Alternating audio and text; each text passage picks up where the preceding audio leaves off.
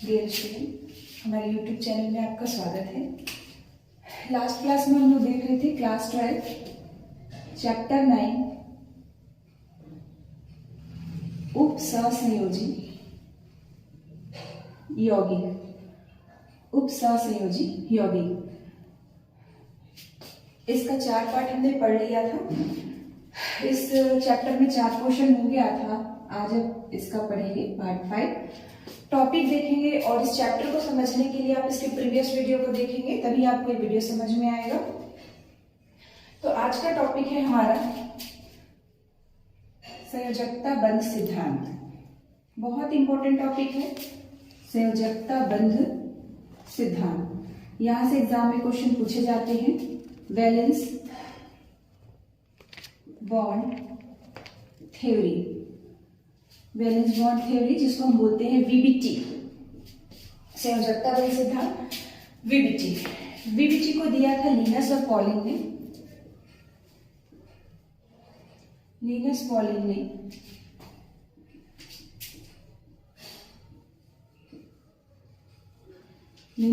ने 1931 में इसको दिया था। अब देखते हैं इस सिद्धांत के मूल तथ्य क्या है। यह सिद्धांत संकुल के निम्न तथ्यों पर आधारित है। जो पहला है, तो अब सभी आप जानते हैं उपसंयोजी यौगिक किसे कहते हैं। उपसंयोजी यौगिक में हमने क्या देखा था, ये एक उपसंयोजी है। ये बड़ा कोष्ठक रहेगा, बड़े कोष्ठक के बाद रहेगा आपका CMI, सेंट्रल मेटल आयन या सेंट्रल मेटल एटम भी आप इसको बोल सकते हैं, और उसके बाद रहता है लिगेंड, और ब्रैकेट के बाहर रहता है आयन। या तो LHS में होगा या तो आपका RHS में होगा, या इस प्रकार से आयन के फॉर्म में होगा, पॉजिटिव आयन होगा या नेगेटिव आयन होगा। तो संयोजकता बंध सिद्धांत निम्न तथ्यों पर आधारित है। अब इसमें हम लोग क्या क्या देखते हैं। यहाँ से थ्योरेटिकल क्वेश्चन नहीं पूछे जाते कि वीबीटी को समझाइए। इसका क्वेश्चन आएगा, इसमें आपको यह सिद्धांत को समझाना रहेगा। तो वीबीटी को किसने दिया था, लिनस पॉलिंग ने 1931 में दिया था, जो निम्न तथ्यों पर आधारित है। पहला होगा कि ये CMI है। आप सभी को मालूम है उपसंयोजी यौगिक किसे कहेंगे, कि लिगेंड के पास क्या होता है, लिगेंड के पास होता है लोन पेयर ऑफ इलेक्ट्रॉन, और अपने लोन पेयर ऑफ इलेक्ट्रॉन को किसको देता है, CMI, सेंट्रल मेटल आयन को देगा, सेंट्रल मेटल एटम को देगा, और उपसंयोजी यौगिक बनाएगा। तो यहाँ पर CMI के पास क्या होना चाहिए, CMI के पास इसके द्वारा प्रदत्त इलेक्ट्रॉनों को ग्रहण करने के लिए रिक्त क्या होते हैं, ऑर्बिटल्स होते हैं। तो सेंट्रल मेटल एटम के पास क्या होगा, रिक्त ऑर्बिटल होगा, जो लिगेंड द्वारा दिए हुए इलेक्ट्रॉन को क्या करेगा, एक्सेप्ट करेगा। तो जो वीबीटी है वो निम्न तथ्यों पर आधारित होगा। पहला होगा केंद्रीय धातु आयन या केंद्रीय धातु परमाणु का मूल अवस्था में इलेक्ट्रॉनिक विन्यास। मूल अवस्था में इलेक्ट्रॉनिक विन्यास, मूल अवस्था मतलब जब इसका ऑक्सीडेशन नंबर नहीं होगा, वहां पर इसका आपको पहला क्या करना है, सेंट्रल मेटल एटम का मूल अवस्था में इलेक्ट्रॉनिक विन्यास करना है। दूसरा हो जाएगा बंध का प्रकार। बंध का प्रकार हो जाएगा, ये किस प्रकार का बंध बनाएगा। उसके बाद इसका हो जाएगा संकुल की ज्यामिति। संकुल की ज्यामिति ऑक्टाहेड्रल, टेट्राहेड्रल किस प्रकार से बनाएगा। फोर्थ होगा इसका चुंबकीय गुण, अनुचुंबकीय प्रतिचुंबकीय देखेंगे, चुंबकीय गुण, और रंगीन गुण भी इसका हम लोग देखेंगे, रंगीन होगा कि ये रंगहीन होगा। चलिए तो इसको समझते हैं। तो देखते हैं कि वीबीटी की व्याख्या कैसे करेंगे। थ्योरी क्वेश्चन आपसे इसमें नहीं पूछा जाएगा, फिर भी थोड़ा सा बता देते हैं इसमें कि क्या क्या होगा। तो वीबीटी की व्याख्या निम्न पदों में की जा सकती है। वीबीटी की व्याख्या निम्न पदों में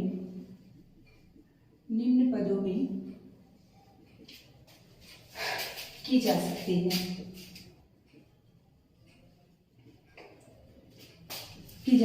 पहला है रिक्त कक्षक की उपस्थिति।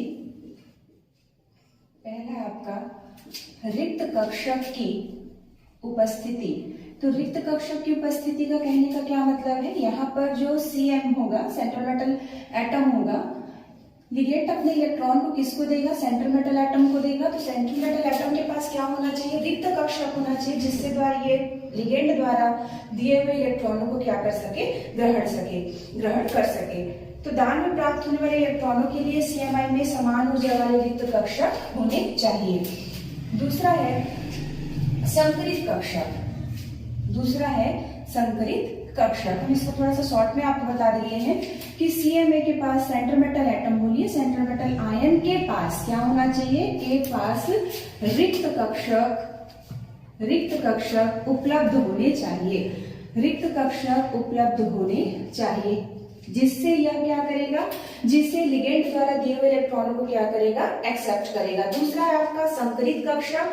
तो लिगेंडों के समीप आने पर धातु आयन के रिक्त कक्षक संकरण करते हैं। जैसे ही लिगेंड क्या करेगा, लिगेंड सेंट्रल मेटल आयन के पास आएगा तो सेंट्रल मेटल के आयन के जो रिक्त कक्षक रहेंगे उन लोग क्या करेंगे, संकरण करेंगे और समान ऊर्जा वाले कक्षकों में क्या हो जाएंगे, परिवर्तित हो जाएंगे। तो संकरित कक्षक में हम लोग को आप दो चीज पढ़ना है, आंतरिक कक्षक संकुल और बाह्य कक्षक संकुल। तीसरा यहाँ पर क्या करेंगे, फिर इन लोग अतिव्यापन करेंगे, ओवरलैपिंग। आपने संकरण में पढ़ा ही होगा कि रिक्त कक्षक आपस में, जब अर्धपूरित कक्षक आपस में मिलकर क्या करते हैं, पूर्ण पूरित कक्षक बनाते हैं, तो उसको बोलते हैं अतिव्यापन कहेंगे। और चौथा है आपका बाह्य तथा आंतरिक कक्षक संकुल। बाह्य तथा आंतरिक कक्षक संकुल, यही आपको मेन इसमें समझना है, बाह्य तथा आंतरिक कक्षक संकुल क्या है। तो यहाँ पर क्या होगा कि जब बाह्य कक्षक के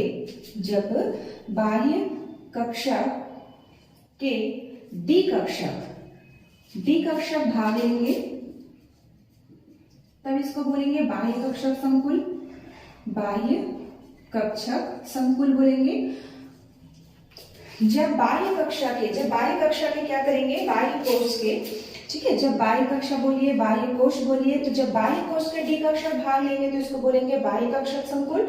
और जब आंतरिक कोश के डी कक्षक, जब आंतरिक कोश के डी कक्षक भाग लेंगे, जब आंतरिक कोश के डी कक्षक भाग लेंगे तब इसको बोलेंगे आंतरिक कक्षक संकुल।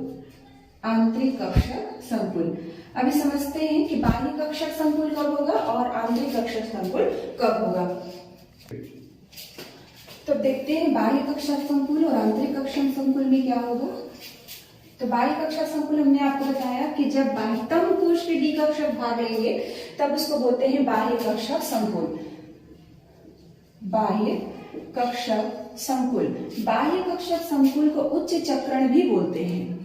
उच्च चक्रण संकुल। अभी आपको ये टॉपिक अगर समझ में नहीं आ रहा होगा तो इस टॉपिक को ध्यान से देखिएगा, लास्ट तक देखिएगा, तभी ये टॉपिक आपको समझ में आएगा।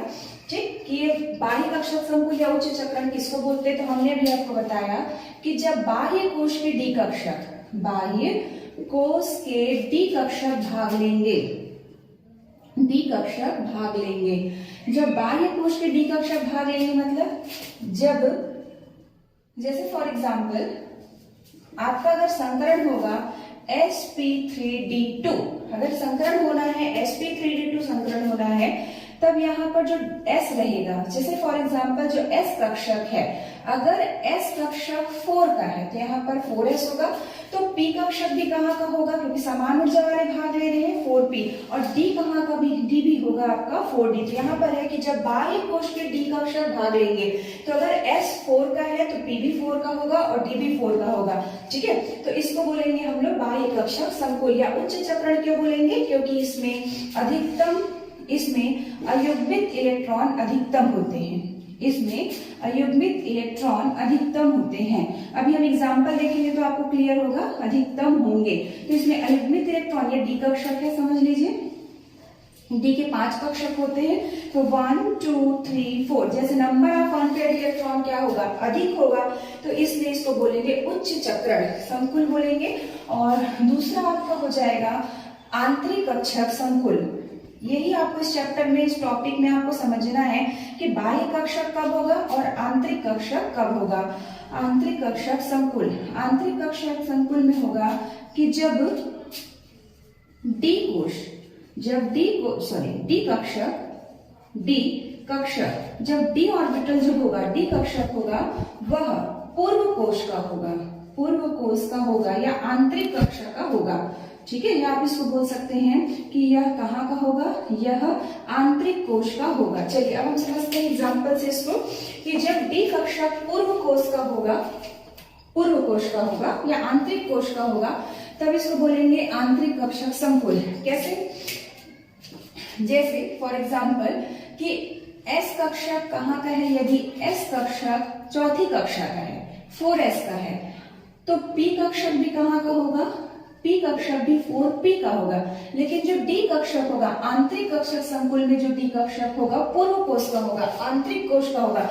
ठीक है, आंतरिक कोश का ये हो गया आपका नाभिक, ये पहली कक्षा, ये दूसरी कक्षा, ये हो गई आपकी तीसरी कक्षा और ये चौथी कक्षा, ये पहली दूसरी तीसरी चौथी कक्षा। तो एस कक्षक जो है, यहाँ पर जो एस है वो 4s का है और 4p का है, तो डी कहाँ का होगा, आंतरिक कोश का होगा, मीन्स इसके पूर्व कोश का होगा। तो डी आपको कहाँ का लेना है, 3D का लेना है।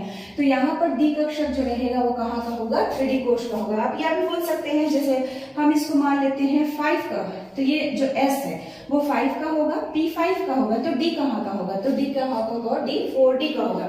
तो जैसे डी कक्षक रहता है वो पूर्व कोश का होता है, इसमें जो डी कक्षक होगा वो n-1d होता है। n मतलब होगा अधिकतम कोश, तो अधिकतम कोश हमने जैसे यहाँ पर लिया है 4, तो जो डी होगा वो कहाँ का हो जाएगा, 3। और इसको निम्न चक्रण संकुल भी बोलते हैं।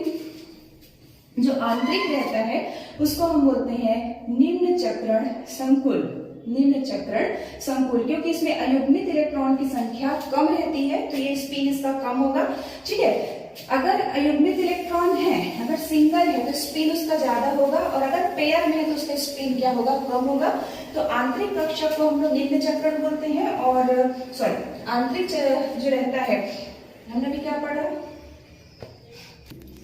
तो हम यहाँ पर देख रहे थे आंतरिक कक्षक संकुल। तो आंतरिक जो डी कक्षक होगा पूर्व कोश का होगा, तो इसको निम्न चक्रण संकुल कहते हैं। और जो बाह्य संकुल होता है, बाह्य कोश का रहेगा, उसको हम लोग उच्च चक्रण कहते हैं। चलिए अब आपको समझना है कि इसमें हम लोग क्या क्या पढ़ेंगे। ठीक है, अब यहाँ से आपके क्वेश्चंस बनेंगे, तो क्वेश्चन के लिए आपको क्या क्या ध्यान देना है। तो यहाँ पर अगर कोऑर्डिनेशन नंबर कितना होगा, कोऑर्डिनेशन नंबर होगा 6। सभी को मालूम है कोऑर्डिनेशन नंबर किसको बोलते हैं, कोऑर्डिनेशन नंबर। कोऑर्डिनेशन नंबर अगर 6 होगा, कोऑर्डिनेशन नंबर मतलब होता है कि ये सेंटर मेटल आयन है और जितने लिगेंडों से ये घिरा हुआ है, जैसे यहाँ पर सेंटर मेटल एटम जो है ये 6 लिगेंडों से घिरा हुआ है, तो इसका कोऑर्डिनेशन नंबर कितना होगा, 6 होगा। तो यहाँ पर अगर कोऑर्डिनेशन नंबर 6 होगा तो 2 प्रकार का संकरण आपको बनाना है। इसमें 2 प्रकार का आपको क्या बनाना है, इसमें संकरण बनाना है। ठीक है, एक बनाना है आपको sp3d2 और दूसरा आप बनाएंगे d2sp3। ठीक है, अब आप कंफ्यूज यहाँ पे नहीं होंगे कि कहाँ पर हमको sp3d2 लेना है और कहाँ पर dsp3 लेना है, अभी हम इसको बताएंगे। तो अगर कोऑर्डिनेशन नंबर 6 होगा, तो अगर आप क्वेश्चन कोई भी आता है तो सबसे पहले इसका कोऑर्डिनेशन नंबर देखिए कि कोऑर्डिनेशन नंबर यहाँ पर कितना दिया हुआ है। जैसे फॉर एग्जांपल हमने यहाँ पर लिया FeCN6 4 - 4d, तो आप देख रहे हैं कि Fe का कोऑर्डिनेशन नंबर कितना है, 6 है। तो Fe का कोऑर्डिनेशन नंबर 6 है, तो यहाँ पर 2 प्रकार का संकरण हो सकता है, sp3d2 हो सकता है या dsp3 हो सकता है। तो अभी आपको हम बताते हैं कि दोनों में से कौन सा संकरण इसमें होगा। कोऑर्डिनेशन नंबर कि सेंटर मेटल जो एटम रहता है, सेंटर मेटल एटम जो रहेगा वो कितने लिगेंडों से घिरा हुआ है, कितने लिगेंडों से घिरा हुआ है, जितने लिगेंडों से क्या रहेगा वो घिरा रहेगा, वो क्या कहलाएगा, उसका कोऑर्डिनेशन नंबर। तो यहाँ पर अष्टफल की संरचना होती है, अगर 6 है तो अष्टफल की संरचना होगी, और जो ये जो रहेगा लिगेंड रहेगा वो सेंटर मेटल एटम को क्या करता है, इलेक्ट्रॉन पेयर देता है और उपसहसंयोजी बंध बनाता है। तो यहाँ पर हमने पहले देखा कोऑर्डिनेशन नंबर, कोऑर्डिनेशन नंबर 6 के लिए ये रहेगा। तो यहाँ पर जो कक्षक रहेंगे, कक्षक समान कक्षा के होंगे, कक्षा के होंगे। ठीक है, जो कक्षक रहेंगे वो कहाँ के रहेंगे, समान कक्षा के। जैसे फॉर एग्जांपल हम देखते हैं कि 4s का है तो p भी 4 का रहेगा और जो d है वो भी 4d रहेगा। ठीक है, sp3d2 में क्या होगा, कक्षक समान कक्षा के होंगे, मतलब इसको बोलेंगे बाह्य कक्षक संकुल। बाह्य कक्षक क्यों, क्योंकि समान ऊर्जा वाले कक्षक यहाँ पर भाग ले रहे हैं। और अगर यहाँ पर dsp2 है तो जो s रहेगा, ठीक है, तो इसमें d कक्षक पूर्व कोश का होगा, इसमें d कक्षक पूर्व कोश का होगा। ठीक है, चलिए जैसे s है वो 4s का है तो p कहाँ का होगा, 4p का, लेकिन d कहाँ का होगा, d होगा 3d का। हमने अभी बताया है n-1d, तो 4 - 1d इस बराबर क्या हो जाएगा, 3d। आपको ये ध्यान देना है कि d2sp3 d कक्षक पहले आ रहा है, अगर d पहले आ रहा है तो ये आंतरिक कक्षक संकुल होगा, और अगर d बाद में आ रहा है तो ये बाह्य कक्षक संकुल होगा। कंफ्यूजन इस क्वेश्चन में ये होता है कि अब इन दोनों में कौन सा संकरण होगा। ठीक है, कि यह कोऑर्डिनेशन नंबर जब 6 है तो कोऑर्डिनेशन नंबर 6 होने पर दो प्रकार का संकरण होगा। दोनों संकरण में हम देखेंगे कि sp3d2 होगा तो d2sp3 होगा। चलिए आगे देखते हैं। अगर कोऑर्डिनेशन नंबर 6 है और संकरण आपका ये दोनों निकल रहा है तो इसकी जो संरचना होगी, ज्यामिति जिसको हम बोलेंगे स्ट्रक्चर, इसकी संरचना होगी अष्टफल की। इसकी संरचना क्या होगी, अष्टफल की होगी। ठीक है, दूसरा हम देखते हैं अब कोऑर्डिनेशन नंबर 4। तो कोऑर्डिनेशन नंबर 4 है यहाँ पर, तो इसमें संकरण भी दो प्रकार का होगा। कोऑर्डिनेशन नंबर 4 में एक होगा आपका sp3 संकरण और दूसरा होगा dsp2 संकरण। तो ये जो रहेगा वो होगा आंतरिक कक्षक संकुल, आंतरिक कक्षक संकुल होगा, आंतरिक कक्षक संकुल, या हम इसको बोल सकते हैं निम्न चक्रण संकुल भी इसको हम बोल सकते हैं। और sp3 होगा तो ये हो जाएगा आपका बाह्य कक्षक संकुल होगा, बाह्य कक्षक संकुल, या हम इसको बोल सकते हैं उच्च चक्रण बोल सकते हैं, या हम इसको क्या बोल सकते हैं, उच्च चक्रण बोल सकते हैं। तो यहाँ जो s होगा, जैसे फॉर एग्जांपल 4s का है तो p भी कहाँ का होगा, p भी होगा 4p का। लेकिन यहाँ पर जो s है अगर 4s का होगा, p कहाँ का होगा, 4p का होगा, लेकिन d हमने अभी बताया है कि आंतरिक कक्षक का होगा, मतलब पूर्व कोश का होगा, तो d कहाँ का होगा, d आपका हो जाएगा 3d का। ठीक है, और अगर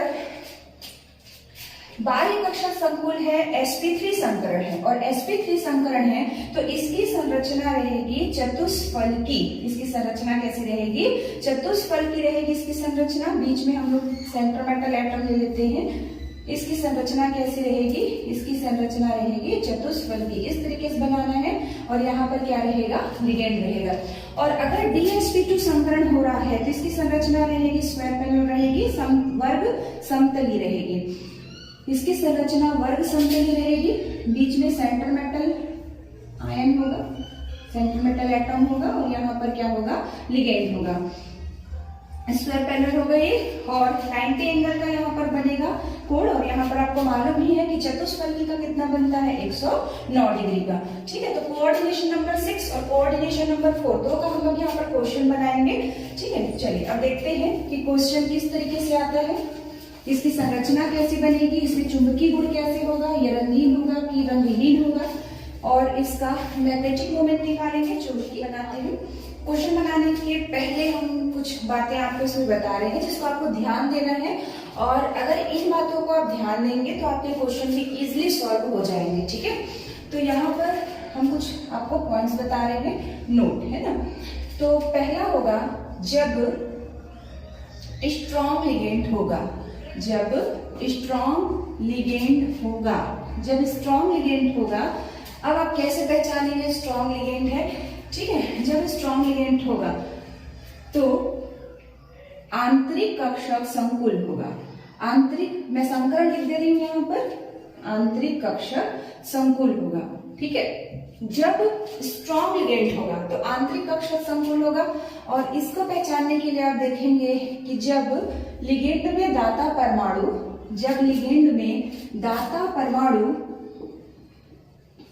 ये बीबीटी भी नहीं बता पाया कि कौन सा स्ट्रॉन्ग होगा कौन सा वीक होगा, लेकिन आप कुछ बातों को ध्यान रखेंगे तो आप क्वेश्चन बना लेंगे इस पे, कि जब लिगेंड में दाता परमाणु, ठीक है, दाता परमाणु कार्बन और नाइट्रोजन हो, ठीक है। जब लिगेंड में क्या होगा, जब लिगेंड में दाता परमाणु कार्बन और नाइट्रोजन हो तो आपको बनाना है आंतरिक कक्षक संकुल बनाना है। ठीक है, जैसे फॉर एग्जांपल हम लोग ले लेते हैं साइनाइड, यहाँ से क्वेश्चन पूछा ही जाता है।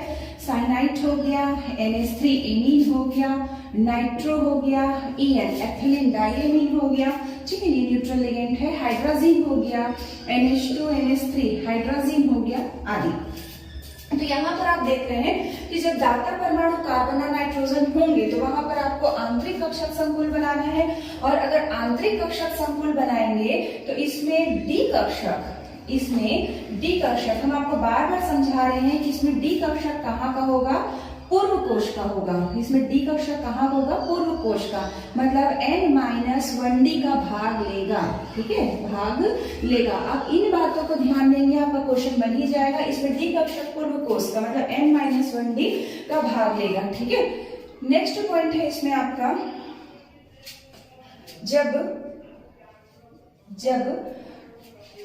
वीक लिगेंड हो।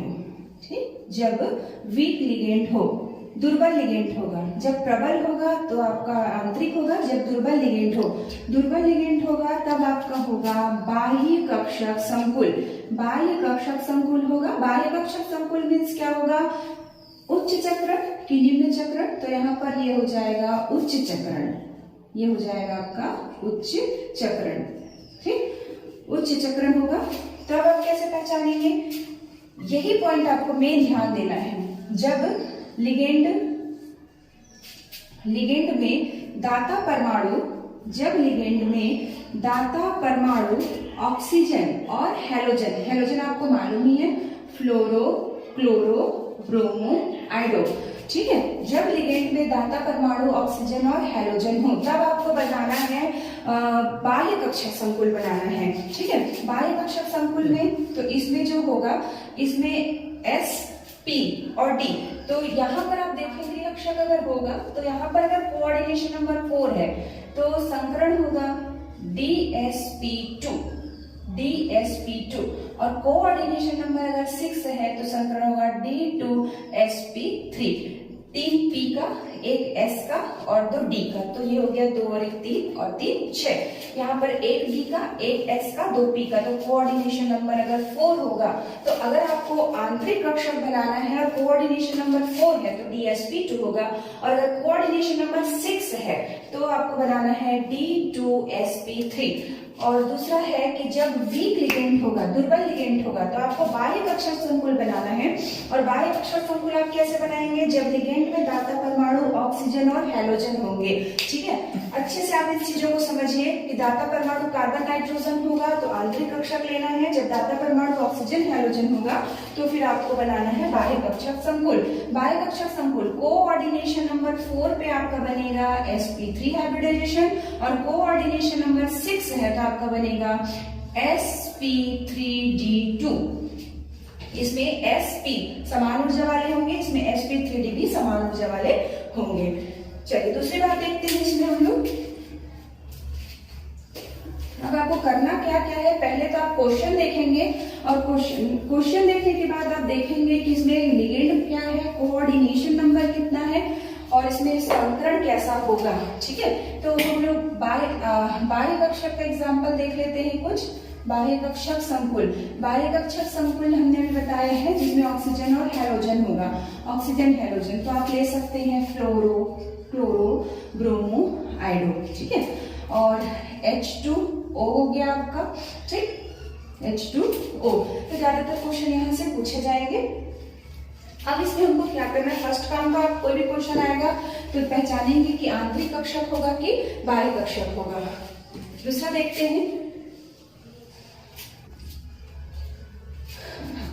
पहले तो हमने ये बता दिया। दूसरा आप ये देखिए कि इसमें सेंट्रल मेटल एटम जो रहेगा, सेंट्रल मेटल एटम बोलिए, सेंट्रल मेटल आयन बोलिए, का आपको मूल अवस्था में इलेक्ट्रॉनिक विन्यास करना है। मूल अवस्था में इलेक्ट्रॉनिक विन्यास करना है। ठीक है, मूल अवस्था में इलेक्ट्रॉनिक विन्यास करना है। दूसरा हो जाएगा आयनीकृत विन्यास करना है। आयनीकृत विन्यास मीन्स क्या हो जाएगा कि आयनिक प्रतिविन्यास करना है। आयनिक प्रतिविन्यास में आपको क्या करना है, CMI का ऑक्सीडेशन नंबर निकालेंगे, ऑक्सीडेशन नंबर निकालेंगे, नंबर निकालते हैं, पॉइंट को आप समझिए अच्छे से, निकालते हैं और ऑक्सीडेशन नंबर निकालते हैं। तो जैसे फॉर एग्जांपल आपका ऑक्सीडेशन नंबर आ गया +2, +3, +4, इस तरीके से ऑक्सीडेशन नंबर आ जाएगा। तो पॉजिटिव आयन है, पॉजिटिव आयन मतलब वो क्या करेगा, इलेक्ट्रॉन को निकालेगा। तो पहले इलेक्ट्रॉन जो रहेगा, पहले इलेक्ट्रॉन बाह्य कोश से निकलेगा, बाह्य कोश से, ठीक है, बाह्य कोश से निकलेगा, फिर आंतरिक कोश से निकलेगा। ठीक, जैसे एक एग्जांपल हम समझा रहे हैं, यहाँ पर ये हो गया D कक्षक है, यहाँ पर ये 3D कक्षक है, यहाँ पर ये 4s कक्षक है। ठीक है, तो यहाँ पे जैसे इलेक्ट्रॉन मान लो यहाँ पर 5 फिर 6 इलेक्ट्रॉन है, यहाँ पर 2 इलेक्ट्रॉन है। अब कोऑर्डिनेशन नंबर किसी भी कंपाउंड का मान लो, सॉरी ऑक्सीडेशन नंबर मान लो 2 आ रहा है, तो 2 आ रहा मतलब ये 2 इलेक्ट्रॉन को अपने में से क्या करेगा, रिलीज करेगा। तो पहले कहाँ से निकालेगा, तो पहले इलेक्ट्रॉन 4s से निकालेगा, तभी इलेक्ट्रॉन कहाँ से निकालेगा, 3D से निकालेगा। ठीक है, तो यहाँ पर अगर 2 ऑक्सीडेशन नंबर है तो दोनों इलेक्ट्रॉन s के पहले निकल जाएंगे। ठीक है, उसके बाद ही आपको D से निकालना है। अगर यहाँ पर ऑक्सीडेशन नंबर 3 आ रहा है और ऑक्सीडेशन नंबर 3 आ रहा है, तब कैसे होगा, पहले 4s का दोनों इलेक्ट्रॉन निकलेगा, फिर 1 2 3 4 5 6 ये अंतिम इलेक्ट्रॉन है, फिर यहाँ का इलेक्ट्रॉन निकलेगा। ये नहीं कि आपको यहाँ से इलेक्ट्रॉन निकाल देना है, ये आपको नहीं करना है। तो पहले इलेक्ट्रॉन आप कहाँ से निकालेंगे, पहले इलेक्ट्रॉन आपका जो निकलेगा वो 4s से निकलेगा, उसके बाद 3D से निकलेगा। ठीक है, समझ में आ रही होगी आपको बात। इन्हीं सब चीजों को ध्यान रखिएगा, तभी आपका बीबीटी का क्वेश्चन बनेगा। उसके बाद आपको क्या करना है, इसमें आपको चुंबकीय गुण बताना है, चुंबकीय गुण। ठीक है, चुंबकीय गुण बताना है। तो यहाँ पर अयुग्मित नॉन पेयर, अयुग्मित इलेक्ट्रॉन की उपस्थिति, अयुग्मित इलेक्ट्रॉन की अगर उपस्थिति है, present of non pair electron, unpaired electron रहेगा, उपस्थित है। ठीक है, उपस्थिति है, अगर अयुग्मित इलेक्ट्रॉन की उपस्थिति है तो ये होगा अनुचुंबकीय, पैरामैग्नेटिक होगा, पैरामैग्नेटिक प्रॉपर्टी इसका होगा, पैरामैग्नेटिक प्रॉपर्टी होगा, अनुचुंबकीय होगा। अयुग्मित इलेक्ट्रॉन की अगर उपस्थिति है तो ये अनुचुंबकीय होगा, पैरामैग्नेटिक होगा। ठीक है, अगर कॉम्प्लेक्स में नॉन पेयर इलेक्ट्रॉन है, अनपेयर्ड इलेक्ट्रॉन है, तो ये अनुचुंबकीय होगा। और अनुचुंबकीय होने के साथ साथ यह रंगीन गुण भी प्रदर्शित करेगा।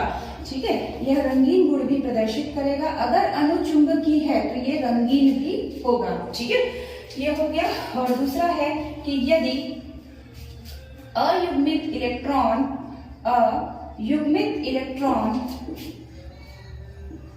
की अनुपस्थिति है, यदि अयुग्मित इलेक्ट्रॉन की अनुपस्थिति है ना, या हम ये बोल सकते हैं कि सभी इलेक्ट्रॉन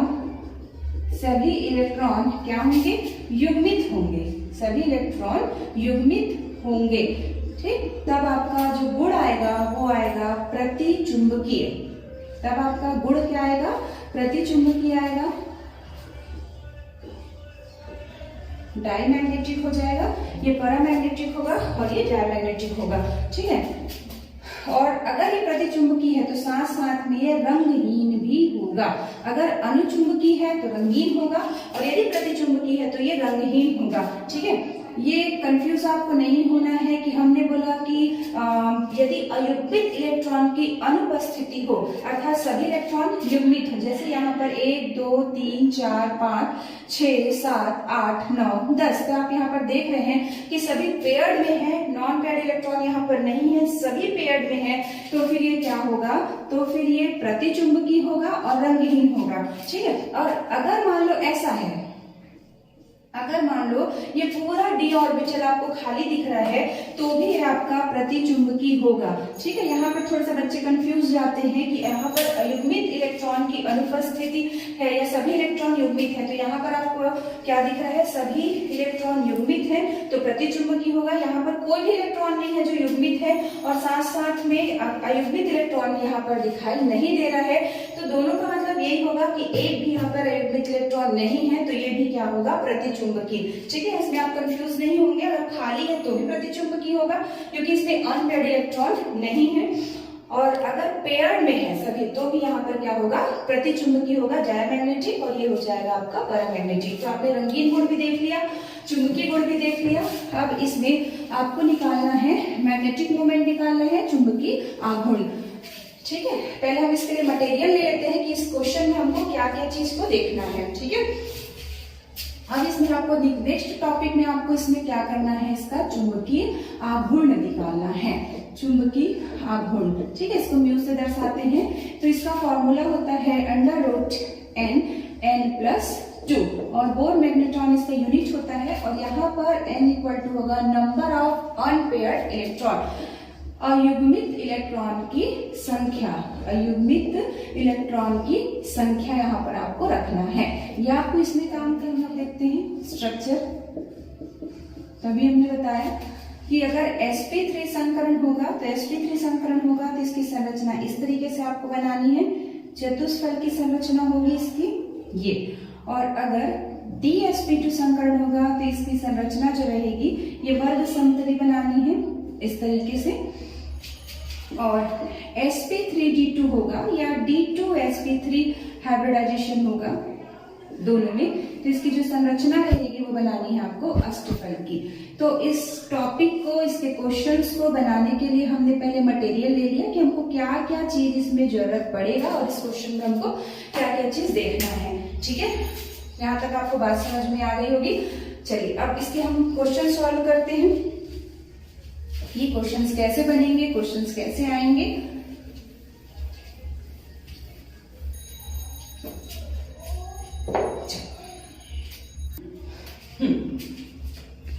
चलिए अब इसके हम क्वेश्चन सॉल्व करते हैं, और आपसे एक ही चीज बार बार कहा जा रहा है, अगर आपको वीडियो अच्छे से समझना है तो इसके प्रीवियस वीडियो को देखेंगे तभी ये चैप्टर समझ में आएगा। दूसरा, पूरा आप देखेंगे तभी आपको टॉपिक क्लियर होगा।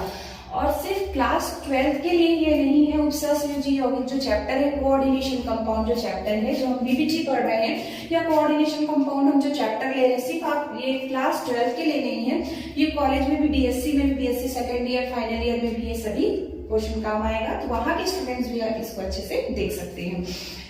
चलिए अब हम क्वेश्चन देखते हैं। क्वेश्चन है हमारा K4FeCN6 की संरचना को वीबीटी के आधार पर समझाइए। ये आपका क्वेश्चन इस तरीके से मान लो क्वेश्चन आपका आ गया। ठीक है, अब आपको करना क्या है, सबसे पहले आप जब क्वेश्चन आएगा तो आप देखेंगे कि यहाँ पर पहले आप पॉइंट्स देख लीजिए, फिर आप क्वेश्चन को सॉल्व करेंगे कि यहाँ पर कोऑर्डिनेशन नंबर, मैं पूरा लिख दे रही हूँ, यहाँ पर कोऑर्डिनेशन नंबर जो सेंटर मेटल एटम रहता है, जितने लिगेंडों से घिरा रहेगा वो उसका कोऑर्डिनेशन नंबर कहलाएगा। तो कोऑर्डिनेशन नंबर यहाँ पर कितना है, कोऑर्डिनेशन नंबर देखिए 6 है, यहाँ पर कोऑर्डिनेशन नंबर 6 है, पहली बात। दूसरी बात, आप इसमें लिगेंड देखिए, इसमें लिगेंड कौन सा है, इसमें लिगेंड है CN, लिगेंड क्या है, CN है ना। इसमें लिगेंड है साइनो इसमें लिगेंड है, और हमने बताया कि साइनो जो रहता है वो स्ट्रॉन्ग लिगेंड होता है, साइनो जो है वो क्या है, स्ट्रॉन्ग लिगेंड है। ठीक है, साइनाइड आप सभी जानते हैं स्ट्रॉन्ग होता है। और दूसरी बात, अगर आपको स्ट्रॉन्ग और वीक समझ में नहीं आ रहा है तो आप ये भी देख सकते हैं कि हमने अभी नोट में आपको बताया कि जब दाता परमाणु कौन रहेगा, कार्बन और नाइट्रोजन, तो वहां पर ये स्ट्रॉन्ग होगा और स्ट्रॉन्ग होगा। ठीक है, कोऑर्डिनेशन नंबर 6 हो गया, लिगेंड यहाँ पर साइनो हो गया, तो यहाँ पर 2 संकरण आएगा। अगर स्ट्रॉन्ग लिगेंड है, हमने आपको पहले बताया है कि स्ट्रॉन्ग लिगेंड है, तो यहाँ पर होगा आंतरिक कक्षक संकुल बनाएगा, यांत्रिक कक्षक संकुल होगा, मतलब ये निम्न चक्रण होगा। ठीक है, ये निम्न चक्रण होगा। और आंतरिक कक्षक संकुल किसको बोलते हैं, जिसमें जो डी कक्षक होता है वो पूर्व कोश का होता है। तो कोऑर्डिनेशन नंबर अगर 6 है तो 2 प्रकार का संकरण होगा, sp3d2 होगा या संकरण होगा d2sp3। तो आप बताएंगे यहाँ पर कि ये आंतरिक कक्षक संकुल है, तो ये sp3d2 संकरण होगा कि dsp3 होगा।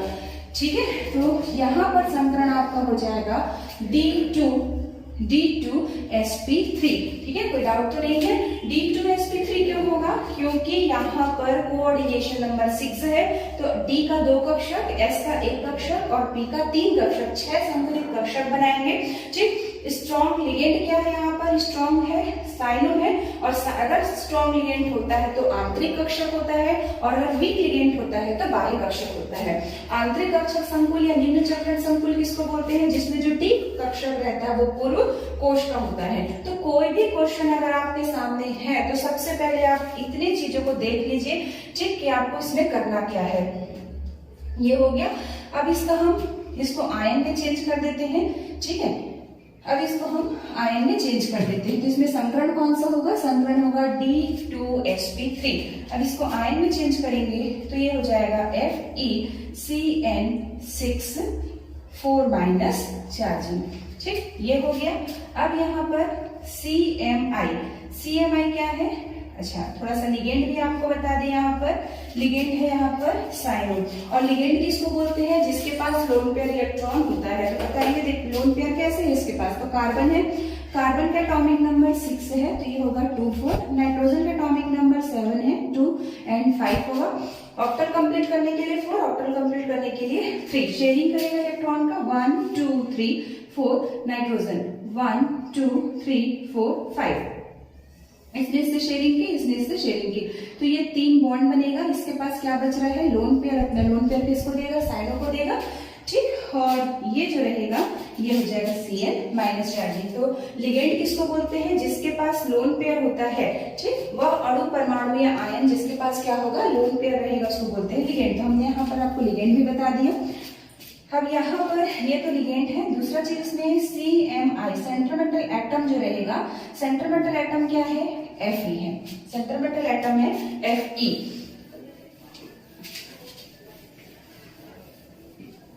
Fe है। अब Fe का आपको इलेक्ट्रॉनिक विन्यास करना है, तो यहाँ पर सेंट्रोमेटल एटम है Fe, से इलेक्ट्रॉनिक विन्यास करेंगे। इसका इलेक्ट्रॉनिक विन्यास हम लोग करते हैं आर्गन 3d4s, तो 26 होता है। आर्गन का 18 हो जाएगा, 4h2 और 3d6। इसका मूल अवस्था में इलेक्ट्रॉनिक विन्यास ये होगा। और चूंकि इसमें संकरण हमने भी बताया कि D2sp3 होगा, तो इसमें आप लेंगे 4p भी लेंगे, 4p हो जाएगा 0। ठीक, अभी इस चीज को भी हम अलग से एक्सप्लेन करेंगे कि 3d6 4h2 हमने क्यों लिया है। पहले इस क्वेश्चन को हम बना लें, उसके बाद हम इसको भी समझा रहे हैं। Fe26 अभी विन्यास कर देते हैं। ये हो गया आर्गन, ये हो गया 3d, ये आपका हो गया 4s, और ये हो जाएगा 4p। 4p तक ही क्यों लिए हैं? 4d क्यों नहीं लिए? क्योंकि इसमें D2sp3 है, D जो रहेगा पूर्व कोश का रहेगा। 3dxy, 3dyz, 3dzx या xz, 3dx2y2 और 3dz2।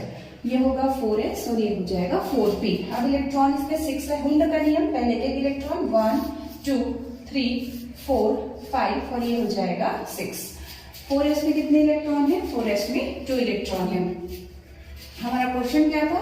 क्वेश्चन था FeCN6 4- चार्जिंग। तो हमने पहले क्या किया? पहला किया सेंट्रोमेटल एटम का मूल अवस्था में इलेक्ट्रॉनिक विन्यास। अब हम क्या करेंगे? सेकंड हम करेंगे Fe का ऑक्सीडेशन नंबर निकालते हैं।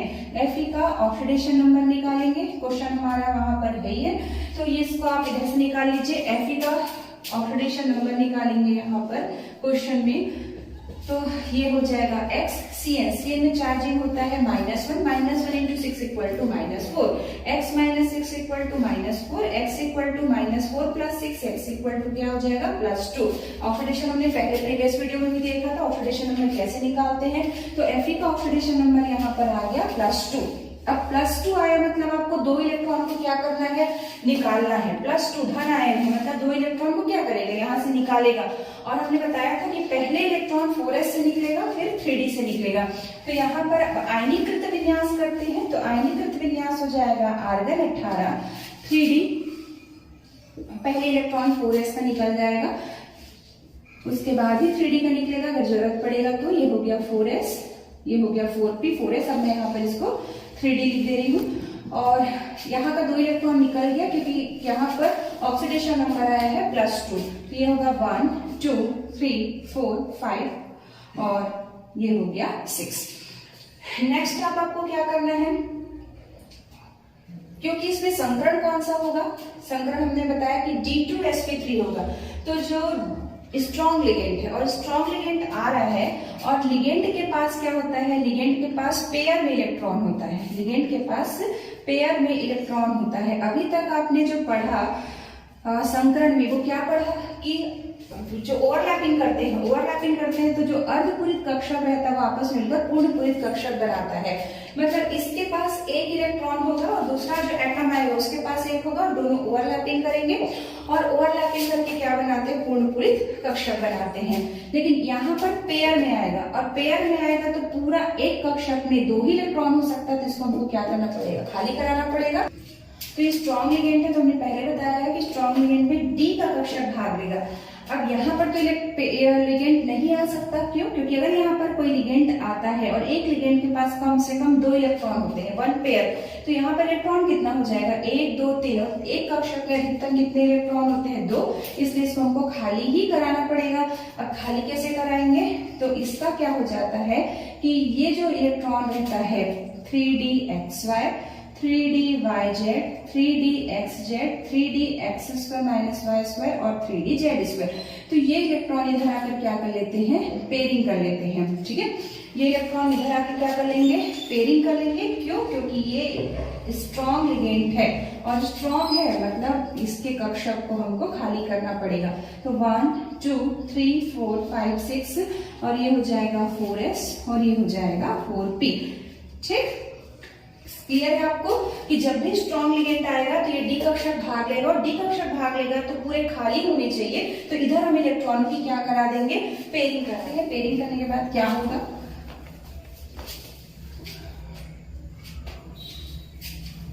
यहाँ तक आपको समझ में आ गया होगा ये पेयरिंग क्यों किया है, क्योंकि इसमें D कक्षक पूर्व कोश का होगा।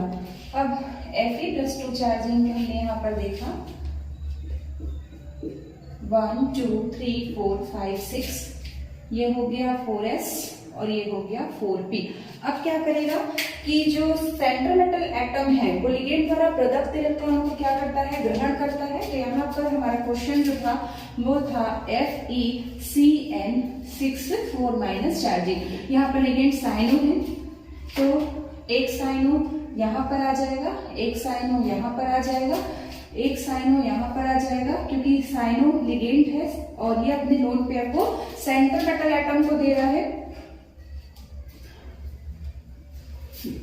तो संकरण में कौन कौन भाग लिया, संकरण में भाग लिया 2D का, 1s का और 3p का। तो संकरण क्या हो गया यहाँ पर DsP2। उसके बाद इसकी ज्यामिति देखेंगे, तो हमने अभी बताया कि ज्यामिति क्या होगी DsP2 की, ज्यामिति होगी इसकी अष्टफल की। संरचना जो रहेगी ऑक्टाहेड्रल रहेगा, अष्टफल की रहेगा। अष्टफल की संरचना बना लेते हैं, बीच में सेंटर एटम रहेगा, सेंटर मेटल एटम है Fe और यहाँ पर रहेगा ligand nitrogen Nc Cn Cn Cn और ये होगा Cn। ठीक है, चाहे तो आप इसको ऐसे भी कर सकते हैं, ये लोन पेयर है इसके पास, ये अपने लोन पेयर को इसको दे रहा है। ये हो गई ज्यामिति। ज्यामिति के बाद इसमें हम लोग देख लेते हैं इसका चुंबकीय गुण। संरचना हो गई इसकी, ज्यामिति क्या हो गई इसकी अष्टफल की। अब नेक्स्ट है इसका चुंबकीय गुण। चुंबकीय गुण, तो चुंबकीय गुण होगा अनुचुंबकीय होगा या तो प्रतिचुंबकीय। तो आप इस कॉम्प्लेक्स को देखें, पेयर पेयर पेयर पेयर, सभी इलेक्ट्रॉन क्या है, पेयर में है, तो ये क्या होगा, ये होगा प्रतिचुंबकीय, ये होगा प्रतिचुंबकीय होगा। उसके बाद इसका गुण देख लेते हैं, रंगीन गुण होगा। रंगीन होगा कि रंगहीन होगा, तो हमने भी बताया कि अगर अयुग्मित इलेक्ट्रॉन नहीं है यहाँ पर तो ये रंगहीन होगा, क्योंकि प्रतिचुंबकीय है और जो प्रतिचुंबकीय होता है वो क्या होता है, रंगहीन, तो ये होगा रंगहीन। चुंबकीय आघूर्ण देख लेते हैं इसके बाद लास्ट इसमें चुंबकीय आघूर्ण। तो चुंबकीय आघूर्ण हो जाएगा mu equal to under root n और n+2। तो n इक्वल टू क्या होगा, number of unpaired electron, number of unpaired electron. तो आप देख रहे हैं कि नंबर ऑफ अनपेयर्ड इलेक्ट्रॉन यहाँ पर कितना है, 0 है, क्योंकि यहाँ पर अनपेयर्ड इलेक्ट्रॉन है ही नहीं। तो इसलिए इसका जो मैग्नेटिक मोमेंट आएगा वो भी कितना आएगा, 0 आएगा, क्योंकि यहाँ पर नंबर ऑफ अनपेयर्ड इलेक्ट्रॉन कितना है, 0। तो ये आपका एक एग्जाम्पल हमने देखा वीबीजी का। चलिए आगे के एग्जाम्पल्स देखते हैं, कुछ क्वेश्चंस बनाए और का देख लेते हैं, इसको शॉर्ट में हम बनाएंगे। अच्छा, इसके पहले मैं आपको एक बता दूं कि जो एटॉमिक नंबर है, एटॉमिक नंबर को जेड से शो करते हैं, एटॉमिक नंबर 21 to 30। तो यहाँ पर क्या आएगा, स्कैंडियम टू जिंक। ठीक है, ज्यादातर क्वेश्चन हम यहीं से बना रहे हैं, स्कैंडियम टू जिंक तक बना रहे हैं। तो इसके लिए आप याद रखेंगे शक्ति वक्र मन फेको निकुंजन। ठीक है, शक्ति वक्र मन फेको निकुंजन याद रखेंगे। तो शक्ति वक्र मन फेको निकुंजन। तो एटॉमिक नंबर 21 to 30 आपको याद हो जाएगा, पहली बात। दूसरी बात ये है कि अगर इसका इलेक्ट्रॉनिक विन्यास करेंगे तो इलेक्ट्रॉनिक विन्यास करेंगे 1s2 2s2 2p6 3s2 3p6, फिर 4s आता है, अब और से 4s, उसके बाद आता है 3d, 4s और 3d। तो यहाँ पर आप देखेंगे 3p6, 1s2 2s2 2p6 3s2 3p6 4s और 3d। अब आपको क्या करना है कि आपको शॉर्ट में इलेक्ट्रॉनिक विन्यास करना है। तो आप अक्रिय गैस जानते हैं, वर्ग 18 ही नी आर क्रे जी जिनॉन और रेन। Helium, neon, argon, krypton, xenon और रेडॉन। एटॉमिक नंबर 2 10 18 36 54 और 86।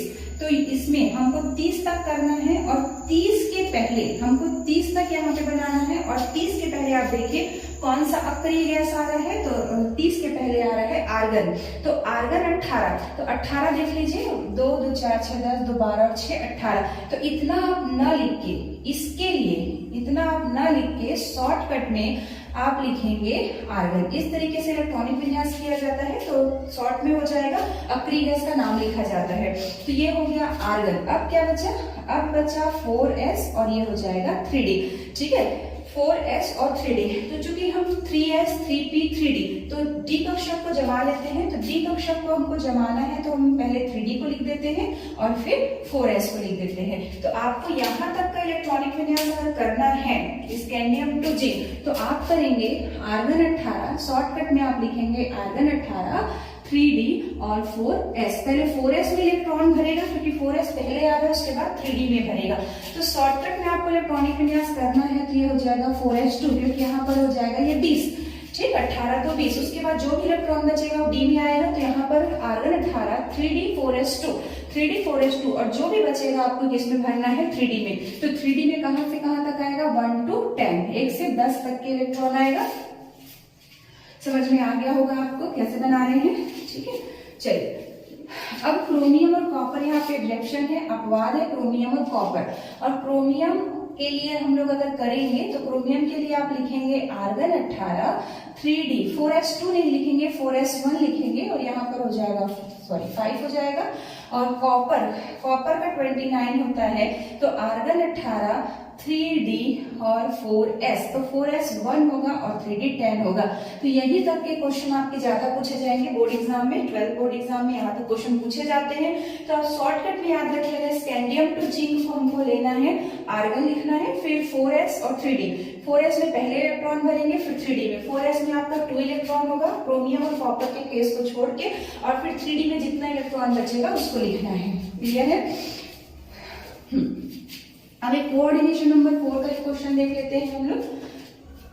चलिए नेक्स्ट क्वेश्चन है आपका NiCN4 2- चार्ज। ये आपका क्वेश्चन है, इसको बीबीटी के आधार पर इसकी संरचना हमको समझानी है।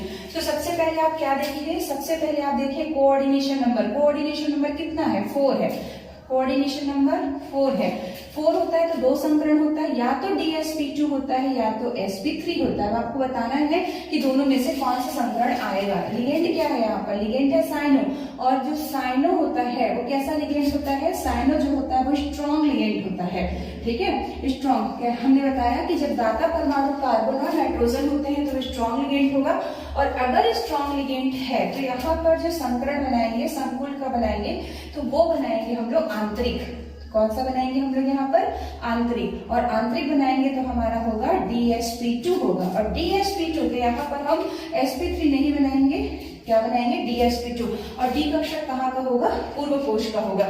चलिए, तो सबसे पहले Ni है, Ni का 28 का भी हमने शॉर्ट में बताया, आर्गन 18, 3D, और ये हो जाएगा 4s2 और ये हो गया 8। अब चूंकि P भी लेना पड़ेगा तो 4P ले लेंगे 0। अभी विन्यास कर लेते हैं, 1 2 3 4 5 6 7 8, ये हो जाएगा 4s और ये हो जाएगा 4p। ये 4p हो गया, ये 4s हो गया, सॉरी ये 4s हो गया, 4p हो गया, ये 3d हो गया। अब हम लोग नेक्स्ट टॉपिक, नेक्स्ट पॉइंट क्या करेंगे, Ni का ऑक्सीडेशन नंबर निकालेंगे। तो Ni का ऑक्सीडेशन नंबर कितना आएगा, 2 आएगा, सभी को मालूम है। यहाँ पर हमने आपको ऑक्सीडेशन नंबर बताया, कैसे निकालेंगे Ni का ऑक्सीडेशन नंबर। ये हो जाएगा Ni, यहाँ पर है 4 और ये हो जाएगा 2 माइनस चार्जिंग। तो साइन में कितना चार्जिंग हो जाएगा, -1, और इंटू कितना होगा 4 इक्वल टू हो जाएगा -2, -4 इक्वल टू हो जाएगा -2, तो ये हो गया -2 + 4, तो ऑक्सीडेशन नंबर कितना आ जाएगा, +2। तो +2 होगा तो Ni में चार्ज कितना हो जाएगा, +2, और +2 चार्ज अगर होगा तो आपको 2 इलेक्ट्रॉन निकालना है। 2 इलेक्ट्रॉन कहाँ से निकलेगा, पहले 4s का निकलेगा, उसके बाद 3d का। तो 4s का आप दोनों इलेक्ट्रॉन निकाल देंगे और ये होगा 1 2 3 4 5 6 7 8, 1 2 3 4 5 6 7 और ये हो जाएगा 8। अब संकरण कौन सा होगा, तो संकरण होगा इसमें DsP2, और D का अक्षर कहाँ का होगा, पूर्व कोश का होगा, और लिगेंड पेयर में आता है, इसलिए लिगेंड जो रहेगा उसके इलेक्ट्रॉन पेयर में रहेंगे। तो यहाँ का इसमें हम लोग इलेक्ट्रॉन को क्या करेंगे, ट्रांसफर कर देंगे, और यहाँ पर इलेक्ट्रॉन को ट्रांसफर करेंगे तब इसका संरचना हो जाएगा NiFe2 का, कि D के इलेक्ट्रॉन पेयर में हो जाएंगे, 1 2 3 4 5 6 7 8, D खाली हो जाएगा, ये हो जाएगा 4s और ये हो जाएगा 4p, ये हो जाएगा 3d। नेक्स्ट स्टेप में क्या होगा, अब लिगेंड अपने इलेक्ट्रॉन को किसको देगा, अब लिगेंड अपने इलेक्ट्रॉन को देगा सेंट्रल मेटल को। तो 1 2 3 4 5 6 7 8, एक साइनो यहाँ पर आ जाएगा, एक साइनो यहाँ पर आ जाएगा, एक साइनो यहाँ पर आ जाएगा, और एक साइनो यहाँ पर आ जाएगा। तो आप देखिए संकरण में कौन कौन भाग ले रहा है, D का 1 भाग ले रहा है, S का 1 भाग ले रहा है, P का 2 भाग ले रहा है। तो इसमें हाइब्रिडाइजेशन क्या होगा, DsP2।